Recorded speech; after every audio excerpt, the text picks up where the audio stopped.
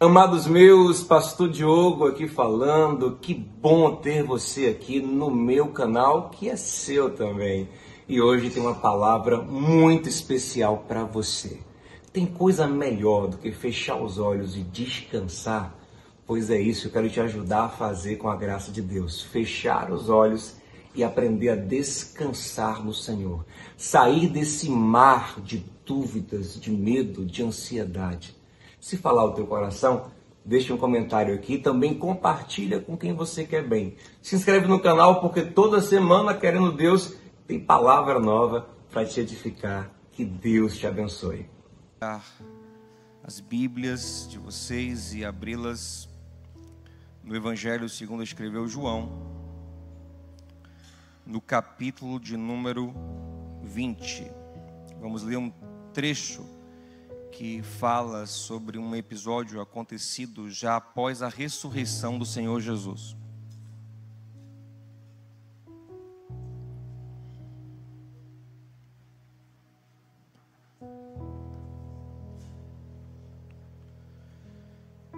Evangelho de João, capítulo 20, versículo 24. Diz assim a Escritura Sagrada: Tomé, chamado Dídimo, um dos 12, não estava com os discípulos quando Jesus apareceu. Os outros discípulos lhe disseram: Vimos o Senhor. Mas ele lhes disse: Se eu não vir as marcas dos pregos nas suas mãos, não colocar o meu dedo onde estavam os pregos, e não puser a minha mão no seu lado, não crerei. Uma semana mais tarde, os seus discípulos estavam outra vez ali, e Tomé com eles. Apesar de estarem trancadas as portas, Jesus entrou, pôs-se no meio deles e disse: Paz seja com vocês.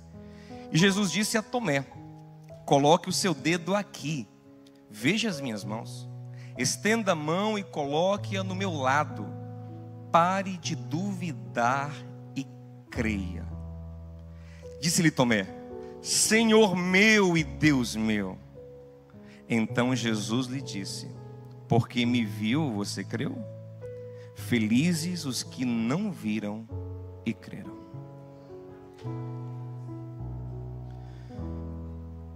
Meus amados, ter fé é muito bom. A fé, ela é o único lugar onde nós podemos nos agarrar para ter paz de verdade em nosso coração. A fé, no conceito bíblico do Antigo Testamento, é expressada na palavra emuná, que significa exatamente isso: lugar onde estou agarrado, onde estou firmado. E quando nós trazemos o conceito de fé para o Novo Testamento, nós vemos o autor da carta aos Hebreus dizer em Hebreus 11:1 que a fé é o firme fundamento, é a convicção, é a certeza, é o lugar onde eu fico firmado. Se eu não vivo em fé, eu vou fundamentar a minha vida em algum outro tipo de confiança que não é a fé. Porque fé genuína, só pode ser expressa de fato em Deus. Todo tipo de confiança que não é a confiança absoluta no Senhor, não é fé de fato, segundo a Escritura. É uma confiança. Só que toda confiança que não é em Deus acaba sendo no homem. E confiar em nós mesmos, que é a proposta do diabo desde o início. Ele disse à humanidade em Gênesis 3: confiem em vocês mesmos, não em Deus. Ele coloca em dúvida o caráter de Deus. É uma roubada. Porque nós não somos firmes. Confiar em si mesmo, segundo a Bíblia, é construir a vida num fundamento frágil. O Senhor ilustra isso como a parábola de uma casa construída na rocha, isso é, aquele que constrói a vida de fato confiando em Deus, em Cristo, e a prova de que ele confia é que ele obedece a Deus, ele obedece a palavra, porque como Tiago fala em Tiago 2, uma fé genuína, ela gera uma atitude, uma obediência, uma obra. Se lermos Hebreus capítulo 11, vai nos dizer que ali tivemos heróis da fé, e a comprovação da sua fé, como Tiago diz, são obras. Uma fé que não gera ações é uma fé mentirosa. Tiago fala que é uma fé morta, mas uma fé verdadeira é uma fé cheia de ações decorrentes dessa fé. Mas você consegue agir justamente porque você confia. Então, se você confia de fato em Deus, você age segundo a vontade de Deus, e aí a sua vida fica firmada na rocha. Mas se você até gosta do Evangelho, até gosta de Jesus, mas na prática não consegue confiar, você então, Jesus diz que você é uma pessoa que ouve a minha palavra, que gosta de mim, que tem interesse no que eu falo, só que na prática você não confia em mim. Então você constrói a vida na areia, Jesus disse. Aí você não tem firmeza, sabe? A sua vida não tem firmeza. Então, na verdade, a única coisa que firma a nossa vida é a fé. Porque quem não vive na fé, vive edificado em fundamentos frágeis, você entende? E vive em angústias intermináveis. É a angústia do estar em lugar inseguro, do estar em terreno pantanoso. É a angústia de quem não vive na fé. A angústia de estar sempre duvidando, de estar sempre sofrendo com incertezas e com inseguranças. Se fé é o firme fundamento, a incredulidade, ela é caracterizada pela falta de firmeza. Você entende? Por exemplo, quando Tiago fala sobre o homem que duvida, o homem que não crê, em Tiago 1,6, ele fala assim: olha, quem vai orar a Deus, ore e vá pedindo a Deus com fé, porque quem duvida é semelhante à onda do mar, que vai e volta. Ele fala, é um homem de mente dividida, grave essa expressão, dividida, dupla. Ele fala coração duplo. E esse homem é inconstante em tudo que ele faz. Tudo. Não é só sobre a sua caminhada na fé cristã, mas ele acaba tendo uma inconstância generalizada. Por quê? Porque toda vida firmada em si mesmo, ela apresenta um grau considerável, se não muito grande, de inconstâncias. Porque a nossa mente, ela é, gente, como um mar instável. A nossa mente é como um mar revolto. Ora sentimos uma coisa, ora sentimos outra, ora pensamos uma coisa, ora pensamos outra. E se você quiser confiar extremamente na sua capacidade de raciocínio, isso é racionalismo, quer colocar toda a sua confiança no seu raciocínio, você vai viver uma instabilidade terrível. Na verdade, as pessoas mais confusas são as que mais pensam. As mais inseguras, as mais hesitantes são as mais racionais. Curiosamente.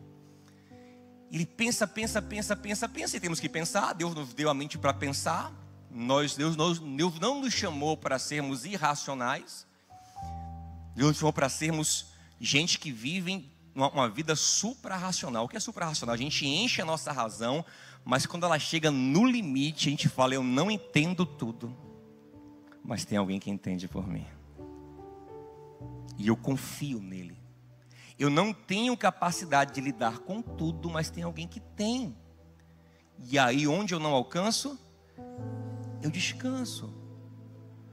E o contrário da fé é justamente a vontade de controlar tudo, de enxergar tudo, de ver tudo, de perceber tudo, de ter tudo mapeado. Só que quando você percebe que você não consegue fazer isso, você buga.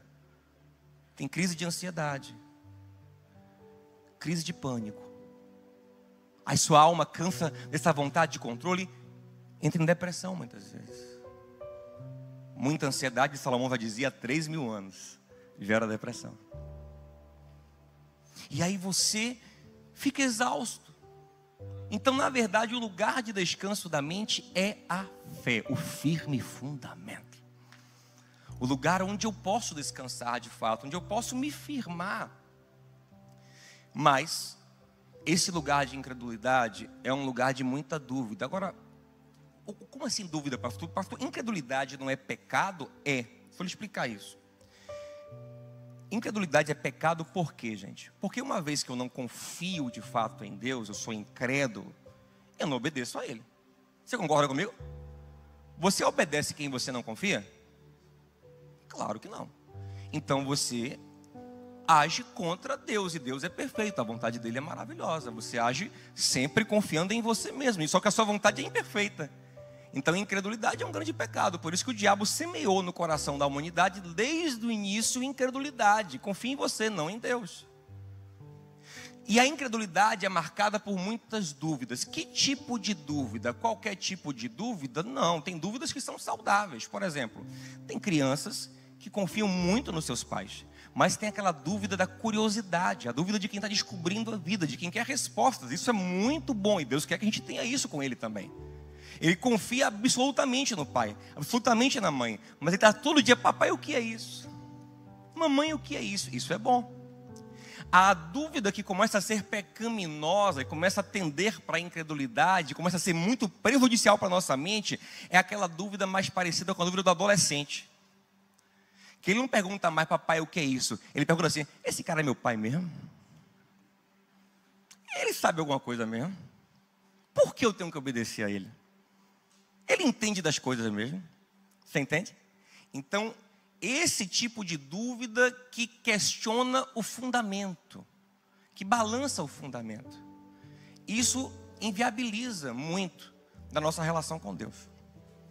Porque Hebreus 11:6 fala que sem fé é o que, gente? Impossível. Você nunca vai ser agradável a Deus sem fé, porque sem fé você não consegue obedecer, fazer a vontade de Deus. Então é necessário que aquele que se aproxima de Deus, em primeiro lugar, creia que Ele é o fundamental. Essa dúvida: Deus existe, não existe, existe, não existe, é um inferno. É uma inconstância terrível na sua caminhada com Deus. Então, em primeiro lugar, fechar que Deus existe. Em segundo lugar, que Ele é abençoador dos que o buscam, ou seja, de que Ele é bom. Duas coisas fundamentais na nossa fé: primeiro, Deus existe; segundo, Deus é bom. Dá essa notícia para alguém, diga: irmão, Deus existe e é bom. Diga alguém aí, vá. Deus existe e é bom. Essas duas coisas tem que, não pode ter dúvida sobre isso. Se tiver, tem que tratar. Mas é justamente aí que o diabo atua, para gerar dúvida nesses fundamentos, sobre Jesus, sobre salvação. E isso bagunça a nossa mente, isso bagunça o nosso coração, porque, gente, se a gente tiver fé, olha, se a gente tiver fé, como Hebreus 11:1 diz que fé é o firme fundamento do que a gente espera, e a nossa esperança está em Deus. Se a gente tem um fundamento firme, Deus constrói coisas lindas em nossa vida, sabe? Eu gosto sempre de ilustrar isso com a antítese, né? A diferença de como Jesus ele tratou Jairo e tratou o centurião. Jairo chamando Jesus para ir na casa dele porque a sua filha estava doente. Jesus se dispôs a ir, mas ele atrasou. Tinha uma multidão em volta dele, uma mulher com fluxo de sangue, atrasou o processo. Ele parou para dar atenção à mulher. Quando ele finalmente está indo para a casa de Jairo, chegam mensageiros dizendo que não tem mais jeito, que a menina morreu. Na cabeça dos mensageiros só tinha jeito até a morte. O Senhor acalma Jairo, diz: não, Jairo, fica tranquilo, eu vou lá assim mesmo, como quem diz, eu tenho poder sobre a vida e sobre a morte. Vamos lá, anima Jairo. Mas eu imagino o quanto que Jairo sofreu, gente, esperando Jesus ali, caminhando até em casa, com aquela notícia terrível de que a sua filha morreu. A menina tinha 12 anos, a minha vai fazer 12 esse ano, eu imagino. Que coisa terrível. Quanto que ele sofreu nesse processo. Aí aparece um centurião romano. O cara tem até menos informação sobre Deus do que Jairo, porque Jairo é líder da sinagoga. Jairo é um pregador praticamente, ele ensina Bíblia para as pessoas. Mas a fé dele era que o Senhor poderia curar se fosse na casa. Aí chega um centurião romano que tem outro tipo de construção de mente, e ele vai pedir a Jesus ajuda para curar um servo que está doente na sua casa. O Senhor, julgando que ele tinha uma fé comum, né, que já era uma coisa boa, disse: eu vou na sua casa com você. Mas o homem surpreendeu e disse: não, Senhor, o Senhor vai entrar na minha casa? Eu não sou digno disso, isso nem é necessário. Eu sou um homem que tem autoridade, eu sei que eu não tenho que ir nos lugares, eu dou uma ordem e a coisa acontece lá. Dá uma ordem daqui, que lá em casa meu servo é curado. Quando Jesus viu essa fezona, ele disse: uau! Ficou babando, ele ama a fé. Uau! Peter, John, James, nem Israel, nunca vi uma dessas. Vem ver. 4 portas, ó, 6 airbags. Era tipo um homem vendo um carro babando, sabe? Rapaz, eu com a fé, se eu pego uma fé dessa aqui, eu rebento. E foi isso que ele fez. Ele não falou assim: não, rapaz, é fé demais. Não, aí você está muito exagerando. Dá para construir um milagre tão grande assim, não. Eu tenho que ir lá, vamos baixar essa fé. Não. Ele não sobrecarrega fundamentos. Se seu fundamento é pequeno, ele não vai sobrecarregar. Eu vou te mostrar isso. Mas se você tem um fundamento sólido, firme, grande, ele não desperdiça. Ele olhou para aquele homem e disse: seja feito conforme a sua fé. Na medida dela, aconteça assim. A mesma coisa que aconteceu com a Cirofenícia. Também não era judia, não era israelita. Veio atrás dele em Mateus 15, gritando. E ele disse para ela: mulher, sua fé é grande. Seja feito conforme a sua fé. E de longe a menina foi curada. Por que, gente, que ele não fez isso com Jairo? Porque Jairo não tinha fé para isso. E por que ele não pode fazer algo que nós não temos fé para suportar? Ele até pode, porque ele é soberano, ele faz o que ele quiser. Mas porque ele não costuma fazer algo que a nossa fé não suporta? Porque se ele faz algo que a sua fé não suporta, você não atribui a ele. Você não honra ele, você não submete a ele, você se envaidece, você acha que é mérito seu. Porque a fé é humilde, a fé é dependente, a fé glorifica a Deus. A fé entende que dele, para ele e por ele são todas as coisas. Mas o que não é da fé é arrogante. Então, se Deus começa a construir coisas em você que a sua fé não suporta, ele está alimentando a sua arrogância, o seu orgulho, empurrando você para o diabo, para longe dele. Então, por amor, ele não pode construir na sua vida o que sua fé não suporta. Por amor, ele tem que construir na medida da sua fé. Você entende? E aí você vai ver coisas tristes, por exemplo, quando ele está em Nazaré, cidade onde ele cresceu. Certamente ele tem um afeto grande pelas pessoas que moram ali em Nazaré. Ele conhece a turma, sabe, desde pequeno. A tia da esquina, a tia da escola, o rapaz da venda, que viram ele crescer, ele ama. Tem ali meninos que cresceram com ele. Aí ele está na sinagoga em Nazaré, ele se apresenta como Messias, ele prega. Só que os cidadãos de Nazaré não acreditam nele. E o texto fala que ele não pôde, Marcos 6,5, e não pôde fazer ali muitos milagres, a não ser curar uns poucos enfermos, porque eles eram incrédulos, o texto fala. E o texto fala que ele ficou admirado com a incredulidade deles. Se ele ficou admirado com a fé do centurião e da Cirofenícia em Nazaré, ele ficou admirado, foi com a incredulidade dos seus concidadãos. E não é que ele não queria fazer, ele não pôde, porque a fé daquelas pessoas não suportavam, deixaram de receber muito, porque a fé não suportava, sabe? Como Marcos capítulo 9, essa cena é muito legal. Jesus desce do Monte da Transfiguração com Pedro, Tiago e João, e embaixo estão os 9 discípulos que ficaram. E um homem tinha trazido um menino, seu filho, possesso por um demônio, para que os discípulos expulsassem o demônio. Eles não conseguiram, mas juntou uma multidão em volta dos discípulos. Então os mestres da lei discutindo com os discípulos. Quando chega Jesus e pergunta o que está acontecendo, aí o pai do menino fala: Senhor, eu trouxe meu filho para o Senhor ajudá-lo, mas não te encontrei. Teus discípulos tentaram, não conseguiram. Aí o Senhor fala assim: traga o menino para eu ver. Aí o rapaz traz o menino e Jesus pergunta: como é que é? Desde quando ele está assim? Aí o pai começa a dar o relatório. Aí no meio da conversa ele fala assim: se o Senhor puder fazer alguma coisa, me ajude. Aí Jesus olhou para ele e falou assim: como é que é, Bion? Então agora o problema é comigo? Quem está em questão agora sou eu? E o Senhor fala uma frase clássica, linda, poderosa, Marcos 9:23. Se você puder crer, tudo é possível ao que crê. Você pode crer, então eu posso construir. Mas se você não pode crer, o que é que eu vou fazer? Toque alguém e diga assim: ó, se você puder crer. Se você puder crer. Agora, volte um pouquinho em Nazaré. Gente, por que o pessoal de Nazaré não acreditava em Jesus? Por que eles acreditavam menos em Jesus do que outras pessoas de outras aldeias de Israel? Está no texto, está em Marcos 6. Diz que eles olhavam para Jesus e diziam: oxente, eram baianos também, diziam: oxente, esse menino não cresceu aqui, velho? Esse menino aqui não é filho de Zé Carpinteiro? De Mariazinha aqui? Oxe, os irmãos dele não moram aqui até hoje? Esse menino agora é Messias, é? Oh, meu Deus, eu troquei fralda desse menino, velho. Menino chora, um babão remelento aqui, andando aqui na rua aqui. Agora é Messias, né? Ó, pra isso. Sabe o que acontecia?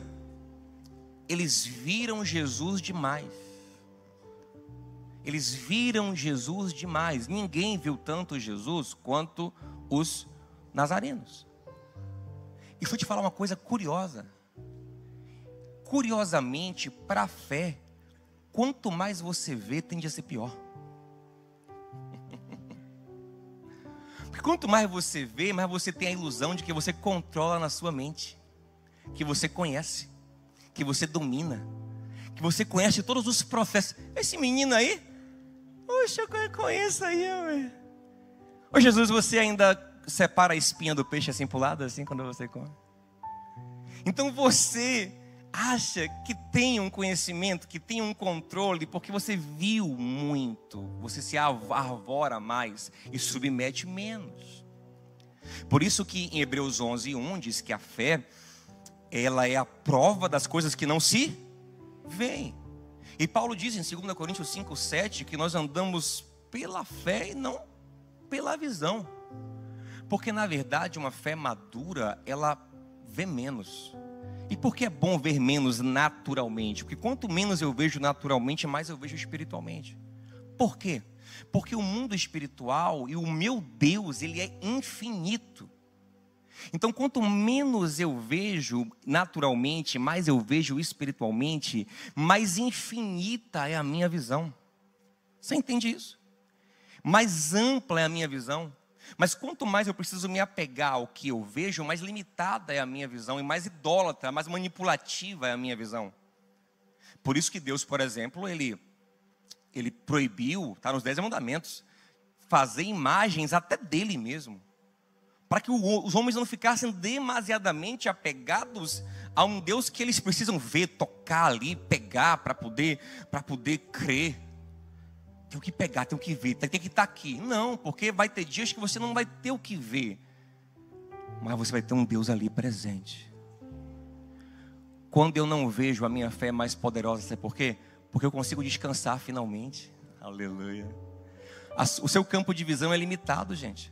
Você agora está campo de visão aqui, vendo aqui essa plataforma, está pouca coisa.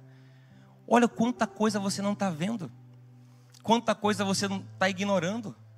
Mas se você quer ver tudo, você entra nessa paranoia de controle, essa paranoia ansiosa, de controlar tudo, de perceber tudo, de entender tudo, de administrar tudo, e você não consegue fazer nada direito, porque você trava em dúvidas, porque a sua confiança está em você mesmo. Você afunda nas suas dúvidas, olhando demais para muita coisa.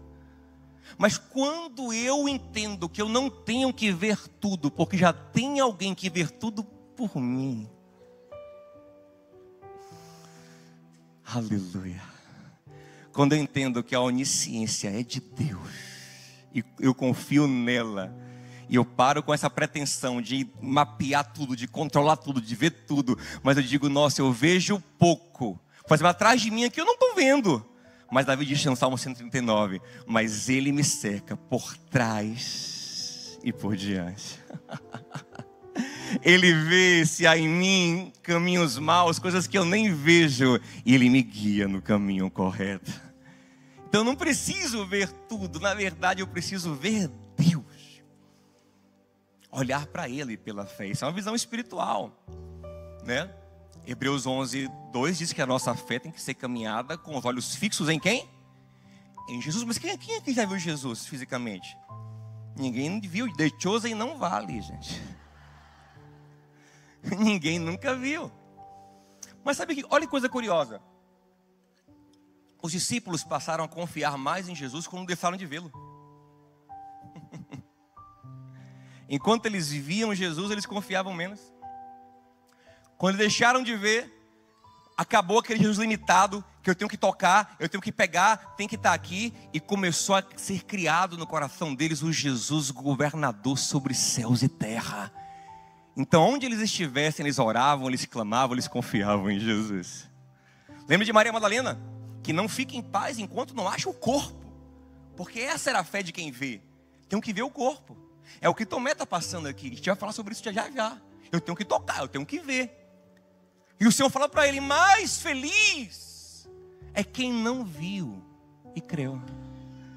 Porque quem precisa ver para crer, fica atormentado por dúvidas até ver.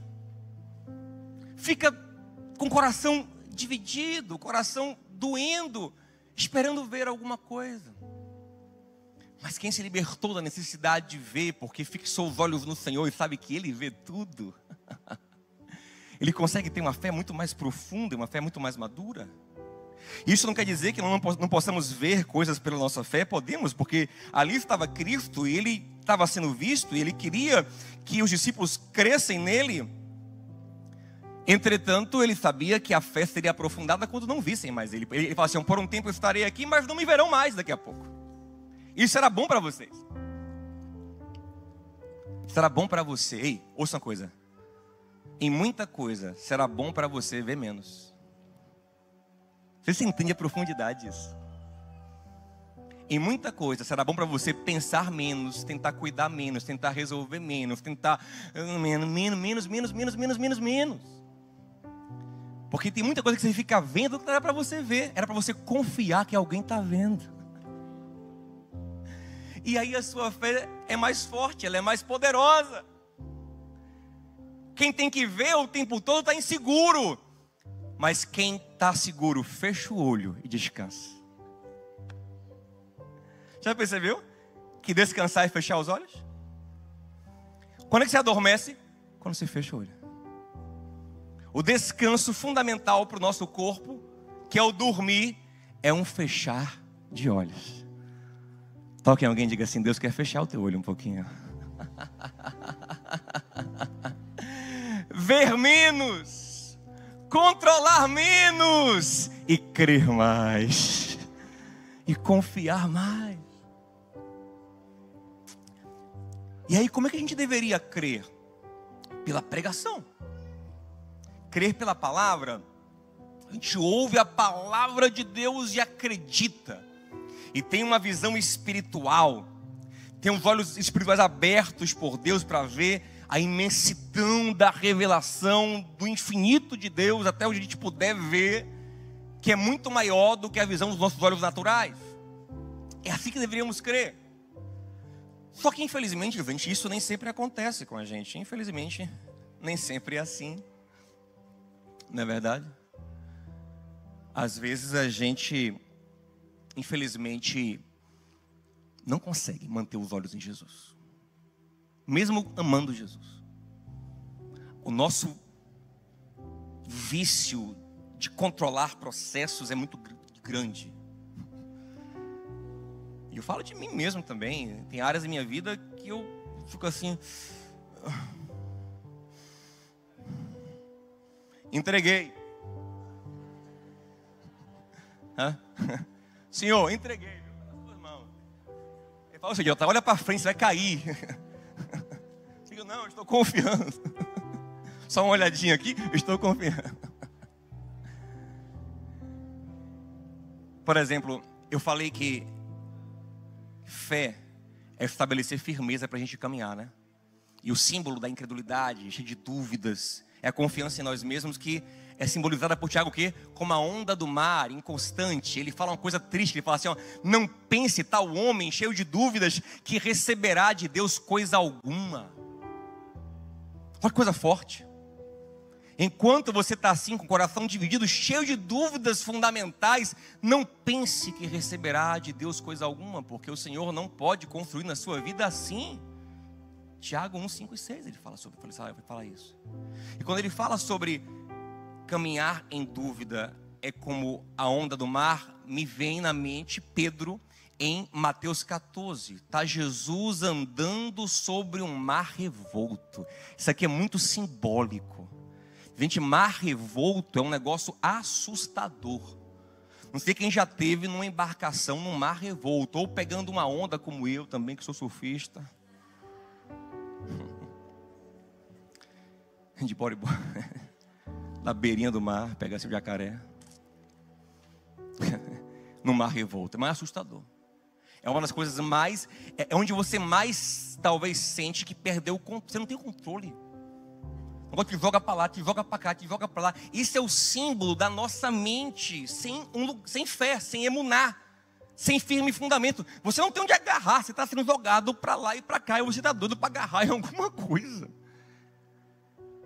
E aí, esse é o mar na Galileia naquele momento, que está fazendo sofrer o barco dos discípulos. Mas daqui a pouco vem Jesus andando sobre esse mar inconstante, como se ele fosse terra firme, porque isso é muito simbólico.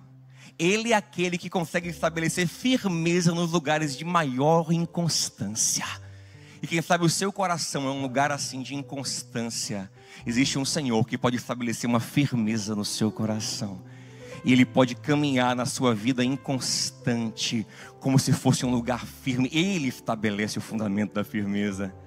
E aí Pedro, quando ele viu aquilo, gaiato, disse, quero também. Senhor, se é o Senhor mesmo, manda eu ir ter contigo andando sobre as águas. E o Senhor gostou, o Senhor gosta de quem tem fé, disse, simbora, Pedro. E aí Pedro começou a andar.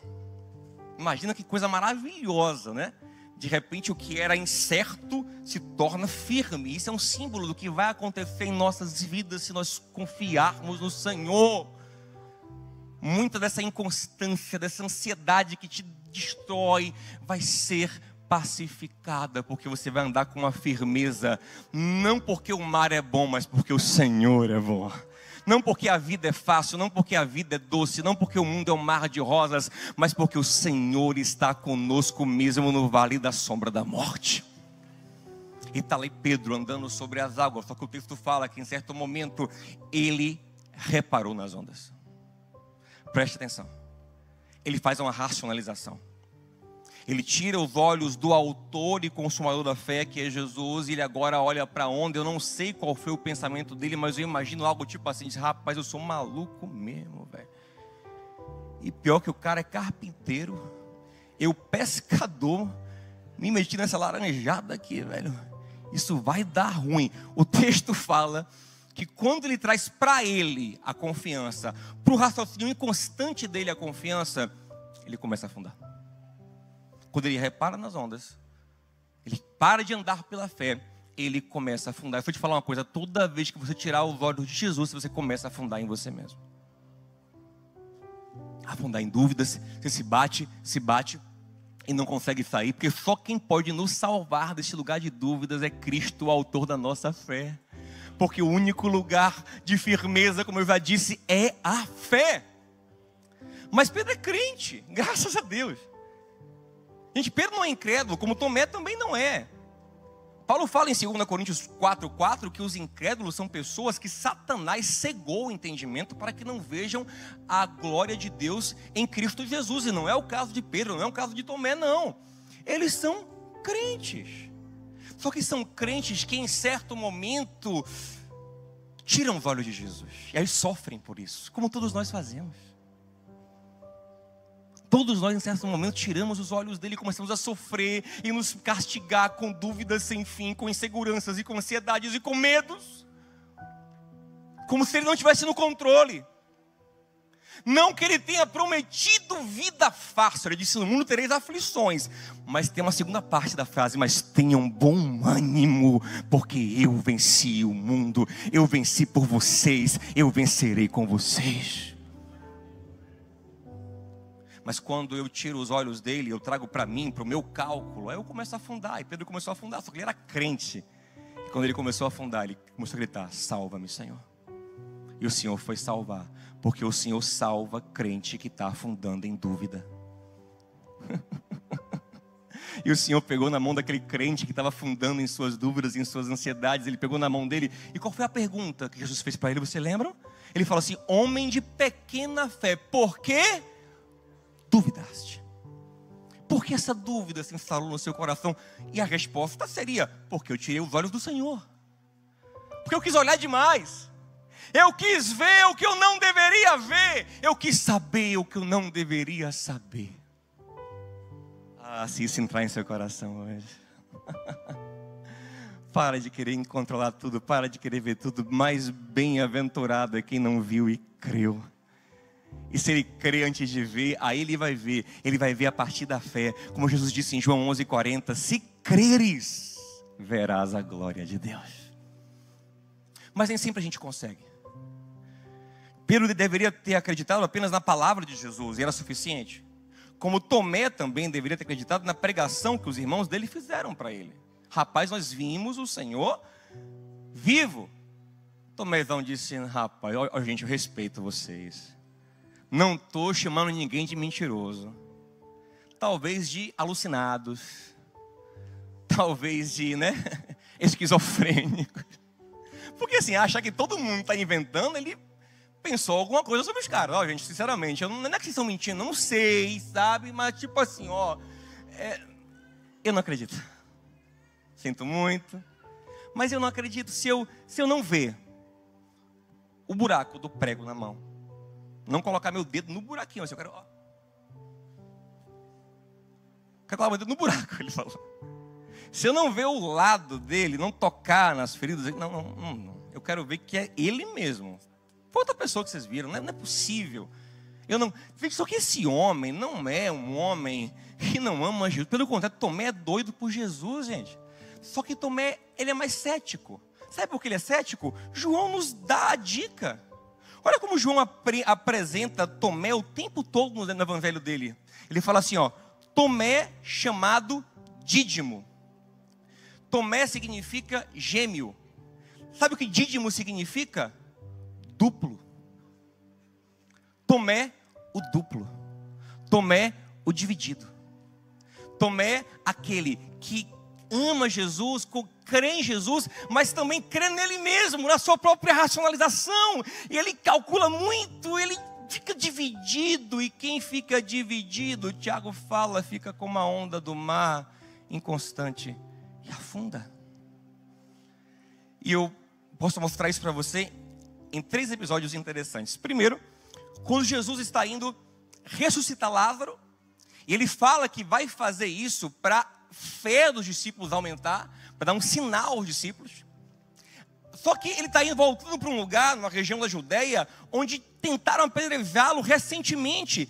Aí os discípulos falam: mestre, acabaram de tentar jogar pedra no Senhor, te matar de pedrada, o Senhor vai voltar para lá. E ele disse: fique tranquilo, tal, vamos lá. Aí Tomé, olha que curioso o que Tomé fala em João 11:16, ele fala assim, então Tomé, chamado Dídimo, disse aos outros discípulos: vamos lá morrer com ele também. Ele não vai roer a corda não, mas ele é muito pessimista. Tomé, na verdade, esse crente dividido, que ama Jesus, que quer o Evangelho, que quer a palavra de Deus, mas que tem muita dúvida, racionaliza muito as coisas, e tipo assim, confia muito em si mesmo, ele inaugura um tipo de crente interessante, é o crente pessimista. Deus está no barco, mas vai dar errado.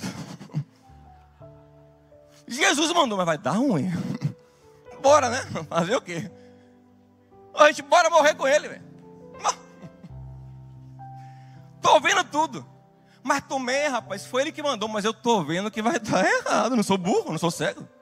Não sou idiota não, pô. Vai dar errado esse negócio. confia muito nele mesmo.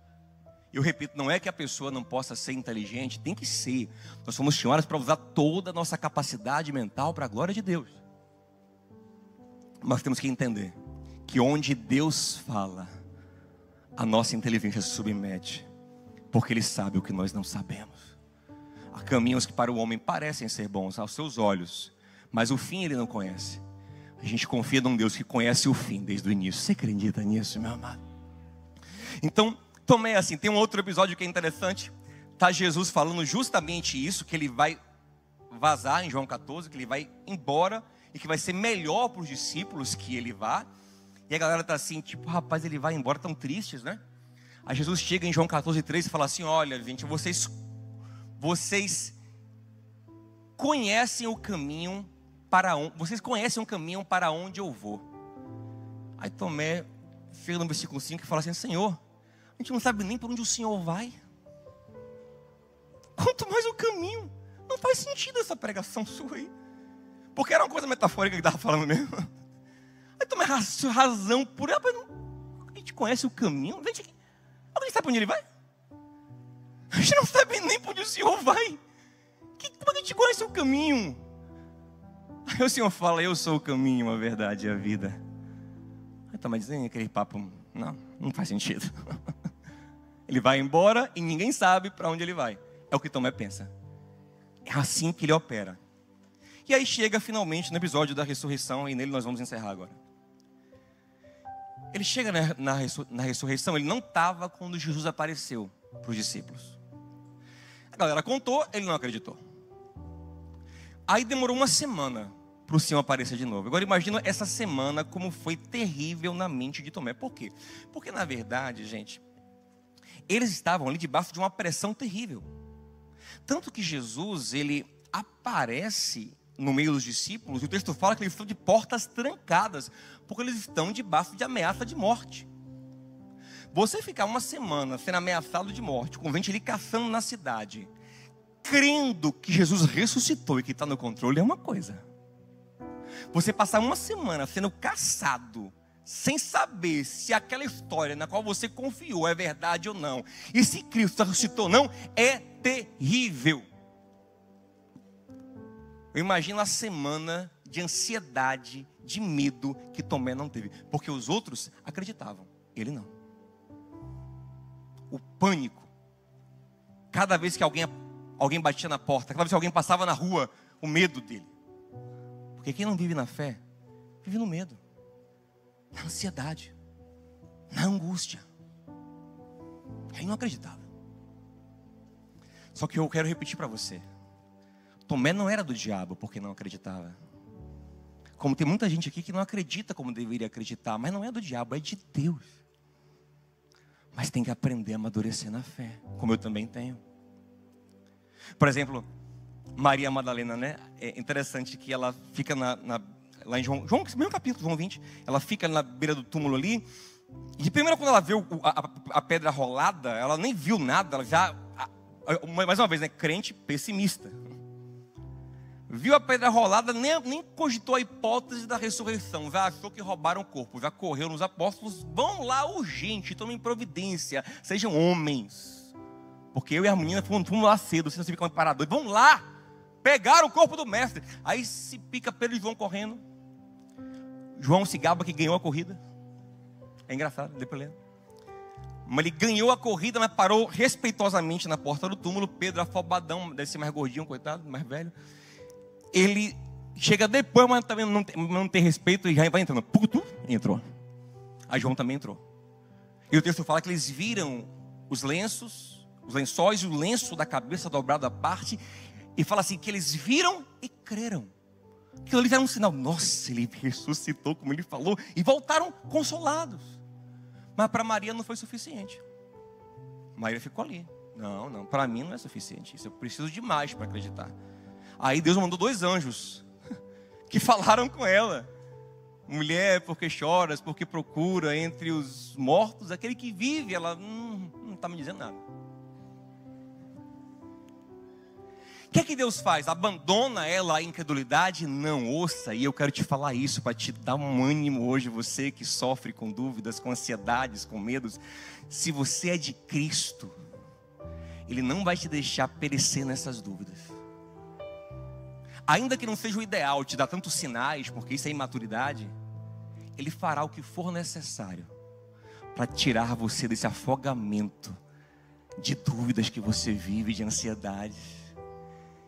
Então, quando Deus viu que os anjos não funcionaram, Ele disse: vai, filho.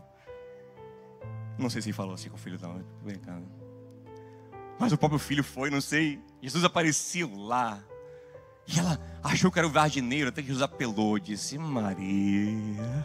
Aí pronto, era o sinal que ela precisava. E ela creu, ela caiu de joelhos: meu mestre, aleluia.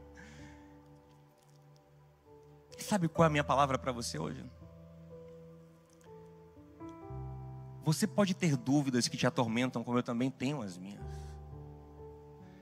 Mas você tem alguma fé, senão você não estava aqui. Concorda? Se você fosse totalmente incrédulo, você nem aqui vinha no domingo de manhã.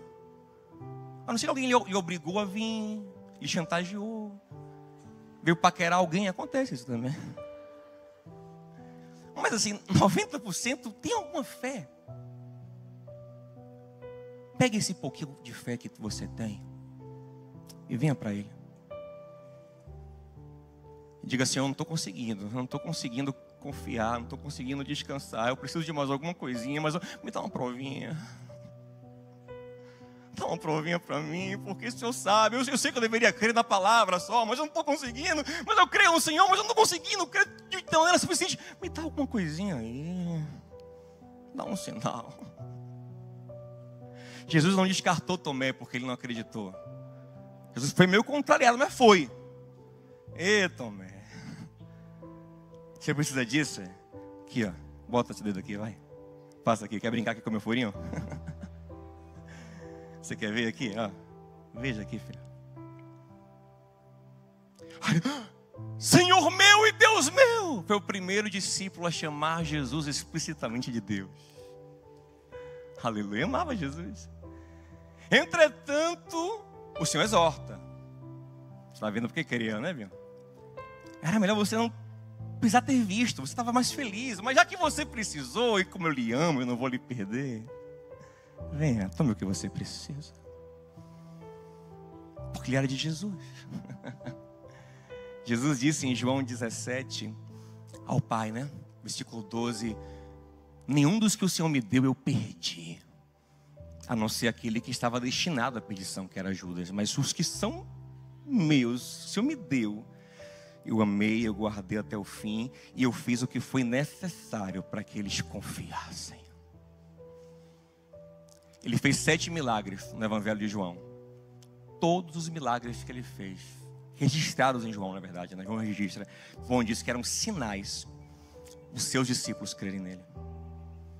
Desde o primeiro, que é a transformação da água em vinho, até o último, que é o mais escandaloso, que é a ressurreição de um homem que está 4 dias morto. Gente, alguém aqui já teve a experiência de estar com um cadáver de 4 dias? Eu estava pesquisando um pouco sobre isso e diz que o cheiro é insuportável. Diz que o corpo humano, as pessoas que relataram, ele, quando entra em avançada decomposição, tem um cheiro mais forte do que, por exemplo, o corpo de uma vaca. Por quê? Não sei, mas diz que é muito forte. Jesus deixa Lázaro chegar nesse ponto. Nesse ponto, ele vai abrir o túmulo e vai sair esse cheiro. Mas antes de chegar lá em Betânia, ele disse aos discípulos em João 11: Lázaro está lá, morreu, e eu não estou lá para salvá-lo, para socorrê-lo, para curá-lo. Sabe por quê? Por amor de vocês, para que vocês creiam. Ou seja, olha o que eu vou fazer para que vocês creiam. Porque na verdade a gente não crê pelo que vê, mas o sinal, ele pode nos ajudar. É aquele empurrãozinho da pessoa infantil para ela chegar na fé verdadeira, que é a fé que não é mais por vista. Aí Deus dá um sinal, vai, toma aqui. Ao ponto de deixar o amigo morrer, 4 dias de decomposição, para mostrar aos discípulos. E agora? Vocês creem ou não creem? E mesmo assim eles não acreditavam tanto. Mas era uma maneira dele ir empurrando e mantendo eles ali, até que viesse o Espírito e verasse uma fé genuína. Isso eu quero dizer hoje, é que se você é de Jesus, você tem alguma fé nele, você é dele. A fé, assim você crê mais você é dele. O que você tem que fazer? Vim para ele e falar: Senhor, me ajuda. Como Pedro, estou aqui afundando, me salva, porque eu sou teu. Pedro ali, quando ele grita salva-me, olha que coisa louca. Quando ele grita salva-me, ele está falando assim: Senhor, eu não tenho fé suficiente para andar sobre as águas como era necessário, mas eu confio que o Senhor é o meu Salvador.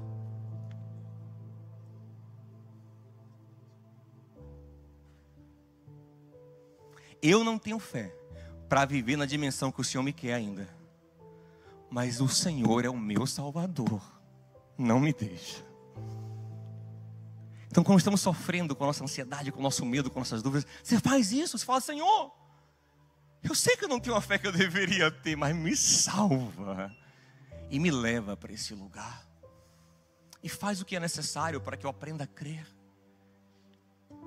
E aí você vem para esse lugar aqui que é interessantíssimo. A gente encerra com ele, do pai do menino endemoniado, porque quando ele falou: se tu puderes crer, se o Senhor puder, me ajude, ele deu um fora. Aí o Senhor exortou: se eu puder, se você puder crer, tudo é possível ao que crer. Ele não bancou de orgulhoso e falou: não, eu tenho fé, não. Olha que frase curiosa ele fala. O texto fala em Marcos 9 que ele cai de joelhos e fala assim: eu creio, me ajuda na minha incredulidade. Olha que frase curiosa. Eu creio, me ajuda na minha incredulidade. Eu creio, mas não o suficiente. Eu confio, mas não o suficiente.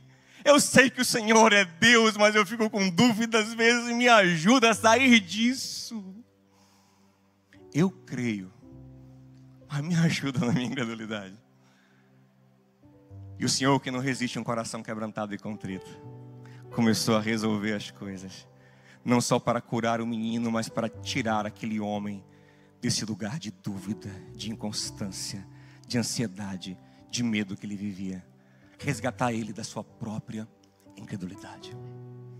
Como ele fez com Tomé, como ele fez com Maria, como ele fez com Pedro, como ele vai fazer com você. Ele veio hoje aqui, ele está aqui em nosso meio, pelo seu Espírito. Ele te trouxe aqui para dizer: você crê? Então lança sobre mim as suas ansiedades. Não é para resolver a ansiedade, o medo e a dúvida e depois vir a Ele. Não, Pedro diz em 1 Pedro 5 que você vem a Ele com suas dúvidas, com seus medos, e você lança sobre Ele. Você fala para Ele. É Filipenses 4:6, não andeis ansiosos por coisa alguma. Faça o quê? Se resolva com a sua ansiedade. Diga não ansiedade, não. Pegue ela, e Paulo fala, e derrame diante de Deus. Fale tudo o que te preocupa, com oração, com súplica, com aquela oração gemida, com ação de graças, lembrando que Ele é bom.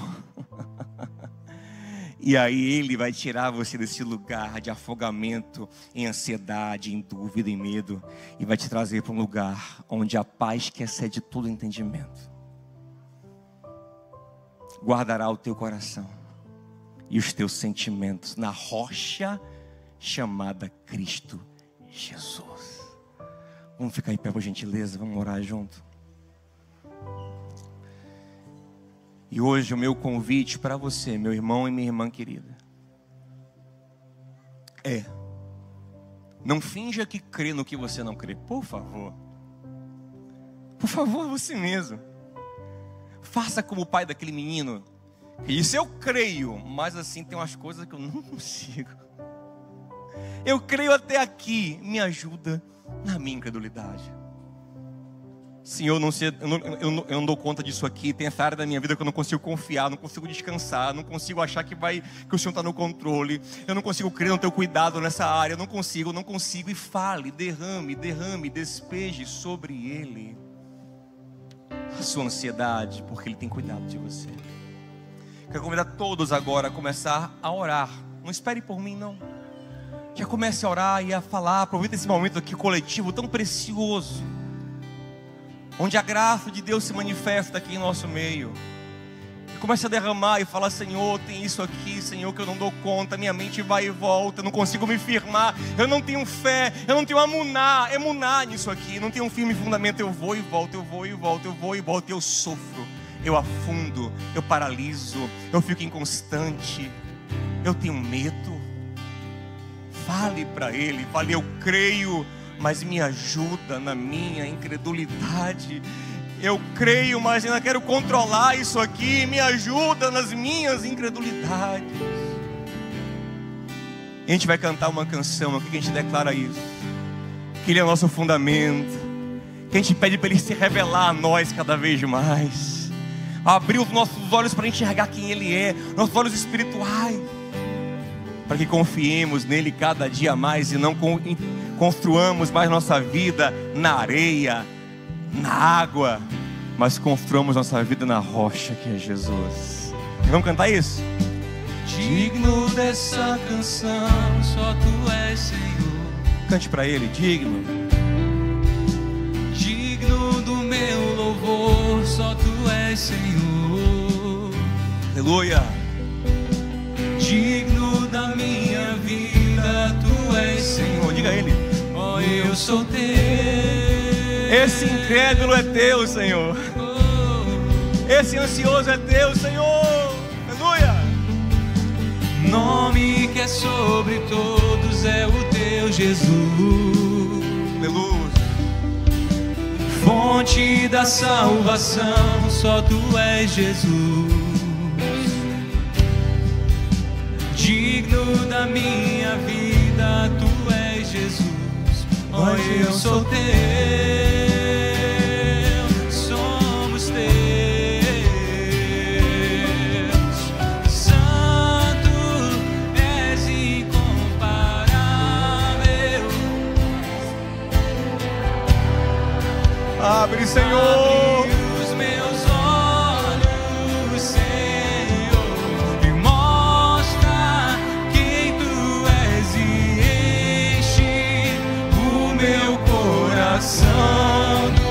Amor que faz mudar eu vou construir.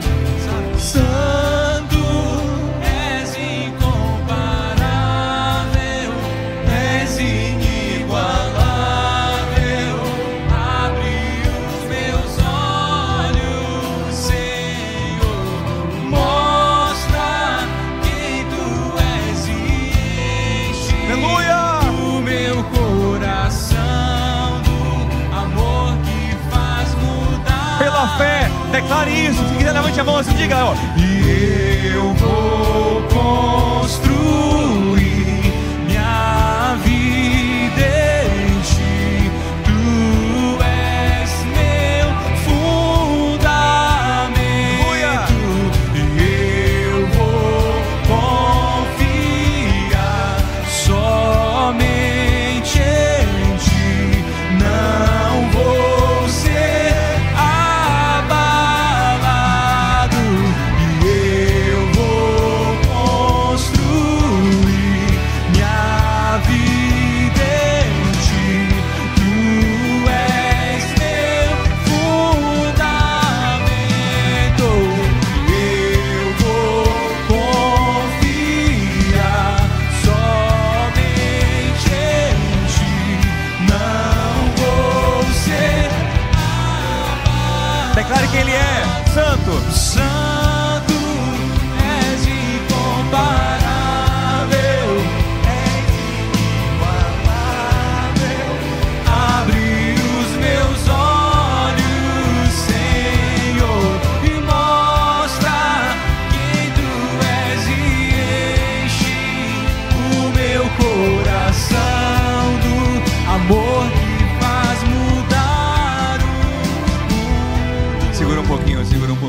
vai orar.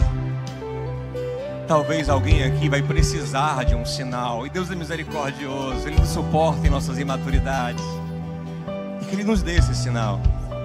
Que nos ajude, nos empurre para a fé. Por misericórdia e graça, porque Ele é bom. É interessante você olhar em 1 Reis 18, que Elias chega para o povo de Israel e fala assim: até quando estareis divididos entre dois pensamentos? Sereis dídimo, duplos. Se Yahvé é Deus, sirvam a Yahvé, mas se Baal é Deus, sirvam a Baal. E o texto fala que o povo não conseguiu responder nada. O povo travou, calou. Típico de quem está dividido em dúvida: empaca, trava, não vai. O povo se calou, não conseguia responder. Aí Elias diz: é assim, ó, esse daqui só com um sinal. Vamos ver então quem é Deus. Invoquem a Baal aí, vá. Deu em nada, né? Eu vou apresentar para vocês, Israel, o vosso Deus. Vocês querem ver o vosso Deus, né? Senhor, aleluia. Elias era outro nível, né? Outro nível. Tipo assim, quem é intimuzão, né? Senhor. O pessoal lá ficou horas clamando a Baal, nada. Elias segundo: Senhor, mostra pro pessoal aqui que Tu és o Senhor, que Tu és Deus. Aí veio o fogo do céu. Aí o povo que estava travado caiu de joelho, dizendo: só, único, acabou a divisão, só o Senhor é Deus. Só o Senhor é Deus. Aí ele falou: então vamos eliminar os de Baal, os profetas de Baal, para nunca mais dividir o coração e ficar firme no seu coração, que só o Senhor é Deus. Eu oro para que o Senhor dê o sinal que você precisa, que Ele mostre para você que Ele é Deus, e que seu coração não fique mais dividido, bambeando, cocheando entre dois pensamentos. Que não sejamos mais dídimo, divididos. Mas Tomé, que era o nome judaico dele, Tomé é gêmeo. Gêmeo não fala de alguém dividido, gêmeo fala de alguém idêntico a outro. Que sejamos gêmeos de Jesus Cristo, o Filho que confia no Pai, que confia no Pai. Pai querido e amado, ó Paizinho, te pedimos perdão por nossa confiança em nós mesmos, que nos arrasta muitas vezes para um mar de dúvidas, onde nos afogamos em ansiedades, em medo. Queremos ver além do que deveríamos ver, queremos ver mais do que o Senhor, queremos saber mais do que o Senhor. Oh Paizinho, nós queremos ver só o que temos que ver a partir de agora. Pai, fecha os nossos olhos para o que nós não temos que ver, para que nós possamos descansar, para que nós possamos dormir. Aleluia, aleluia. Oh Senhor, nós não queremos ter que sempre precisar ver para crer, não. Nós queremos o contrário: crer e ver a Tua glória manifesta. Nos enche com Teu Espírito. Mas se precisamos de um sinal, Senhor, se eu ou meus irmãos aqui precisam de um sinal, Pai, por misericórdia, como o Senhor por misericórdia apareceu para Maria Madalena, mostrou Tuas feridas para Tomé, mandou fogo para Israel. Faz o que tiver que fazer, Senhor, porque nós cremos, nós somos Teus, mas nos ajude em nossa incredulidade. Mas nós somos Teus, não nos deixe afundar, não nos deixe perecer. Queremos construir, Senhor, a nossa vida no Senhor, na rocha inabalável que é Jesus. Porque os que confiam no Senhor são como os montes que rodeiam Sião, que não se abalam, mas permanecem para sempre. Para encerrar, cante isso, eu vou construir. Eu vou construir minha vida em ti. Tu és meu fundamento. Eu vou confiar somente em ti. Não vou ser abalado. De novo, vamos encerrar.